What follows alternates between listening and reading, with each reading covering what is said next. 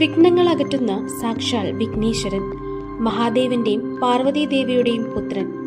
ഏതൊരു നല്ല കാര്യത്തിന് തുടക്കത്തിലും ഗണപതിയെ പൂജിച്ചാൽ തടസ്സങ്ങൾ ഒഴിവായി കിട്ടുമെന്നാണ് ഹൈന്ദവ വിശ്വാസം. ക്ഷിപ്രകോപിയും അതുപോലെ തന്നെ ക്ഷിപ്രപ്രസാദിയുമാണ് മഹാഗണപതി. ഏത് ഗണപതി ഭക്തനും ആദ്യം ചെന്നെത്തുന്ന മണ്ണ് കൊട്ടാരക്കര ഗണപതിയുടേതാണ്. ഉണ്ണിയപ്പപ്രിയനായ സാക്ഷാൽ മഹാഗണപതി കൊല്ലത്തുകാരുടെ സ്വകാര്യ അഹങ്കാരമാണ്. ഐതിഹ്യപ്പെരുമയും കീർത്തിയും കൊണ്ട് അച്ഛനേക്കാൾ മകൻ പ്രശസ്തനായ ക്ഷേത്രമാണിത്. ശിവക്ഷേത്രമായിരുന്ന കിഴക്കേക്കര ഗണപതി ക്ഷേത്രമായതിനു പിന്നിൽ ഒരു ചരിത്രമുണ്ട്. ഇളയിടത്ത് രാജവംശത്തിന്റെ സർവ്വ ഐശ്വര്യങ്ങൾക്കും കാരണക്കാരനായ പരമേശ്വരൻ കുടികൊള്ളുന്ന പടിഞ്ഞാറ്റിൻകര ശിവക്ഷേത്രത്തിന്റെ പുനരുദ്ധാരണത്തിന് എത്തിയതായിരുന്നു പെരുന്തച്ചൻ. ദാരുവേലയുടെ വിശ്രമവേളകളിൽ മനസ്സിലുണർന്ന ഗണപതി രൂപം തൊട്ടടുത്തു കിടന്ന വരിക്കപ്ലാവിന്റെ വേരിൽ കൊത്തി. ക്ഷേത്ര നിർമ്മാണം പൂർത്തിയാവുമ്പോഴേക്കും മനോഹരമായൊരു കുഞ്ഞു ഗണപതിയും ജനിച്ചു. പക്ഷേ പടിഞ്ഞാറ്റിൻകര ക്ഷേത്ര അധികാരി ഗണപതിയെ അവിടെ പ്രതിഷ്ഠിക്കാൻ അനുവദിച്ചില്ല.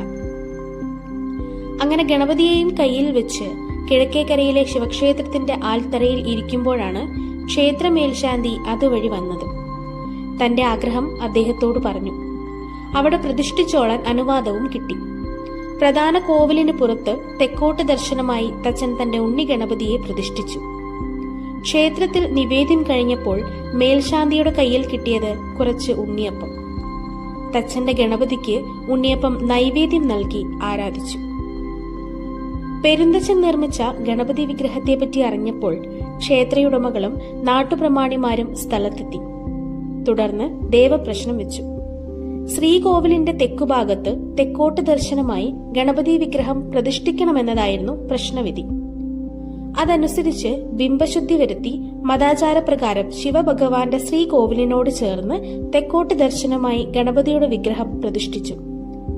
ഇതിനുശേഷമാണ് ശിവക്ഷേത്രത്തിൽ തെക്കോട്ട് ഒരു നട പ്രത്യേകമായി തുറന്നത്.